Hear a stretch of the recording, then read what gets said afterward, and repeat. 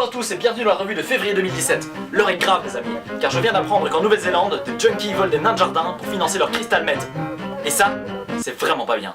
Même Jesse de Breaking Bad a jamais fait ça, enfin un peu de dignité quoi, merde. Bitch! Mais figurez-vous que les addicts à la drogue ne sont pas les seuls à voler des nains de jardin chez de pauvres innocents. Avez-vous déjà entendu parler du Front de Libération des Nains de Jardin? Il s'agit d'une véritable ASBL dont les membres s'emparent des nains de jardin dans les jardins des gens qui ont des jardins et qui les libèrent de l'oppression capitaliste en les déposant dans un lieu public où ils peuvent continuer à vivre leur vie de nains de jardin.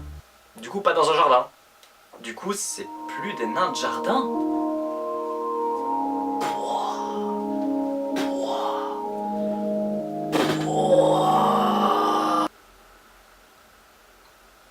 Jardin. Et oui, vous avez dit 10 fois le mot jardin dans cette vidéo. Vous remportez ce photo dédicacé de Jean du Jardin, bravo! Yes! Notre deuxième info peut sembler un petit peu bizarre, mais elle nous vient d'Afghanistan où le chef des talibans a appelé à planter des arbres pour protéger l'environnement. Et ça peut paraître curieux, mais ce type risque d'avoir une meilleure influence écologique globale que Donald Trou du cul.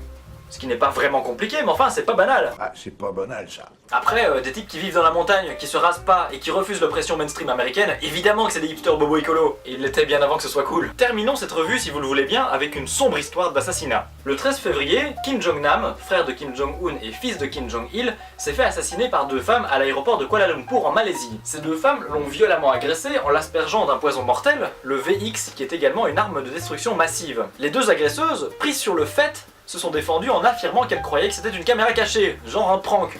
Ce qui est complètement crédible. Bonjour, aujourd'hui pour expérience sociale, je vais arriver derrière Vladimir Poutine avec corde et je vais étrangler. Pour expérience sociale, tu peux lâcher pause blanc si tu veux. Rappelons que Kim Jong-nam s'était déjà fait embarquer en 2001 par la police japonaise pour avoir essayé de s'introduire à Disneyland Tokyo muni d'un faux passeport dominicain, ce qui est à la fois mignon et complètement improbable, comme Zac Efron qui jouerait dans un bon film. En tout cas, cet incident a animé de vives tensions entre la Corée du Nord et la Malaisie qui enquête sur ces faits, puisque la Corée du Nord conteste cette enquête de A à Z. Quoi? Un meurtre? Ah non, pas du tout, je vois pas de quoi vous voulez parler, j'étais au cinéma, je regardais le seul film autorisé par le parti, il y avait genre un marteau, une faucille, c'était bien. Un cadavre? Quoi? Cadavre? Pas du tout. Morale de l'histoire les enfants, ne mourrez pas, sinon vous serez morts. C'est sur ces belles paroles que je vous quitte, je vous retrouve très bientôt pour une nouvelle vidéo et d'ici là vous pouvez vous abonner à ma chaîne YouTube, vous pouvez aussi liker ma vidéo si vous avez rigolé et si vous n'avez pas rigolé vous pouvez aussi liker ma vidéo et vous l'avez pas vu venir celle-là. Et dites-moi dans les commentaires si vous aimez bien les nains de jardin ou si vous les aimez pas. Ciao!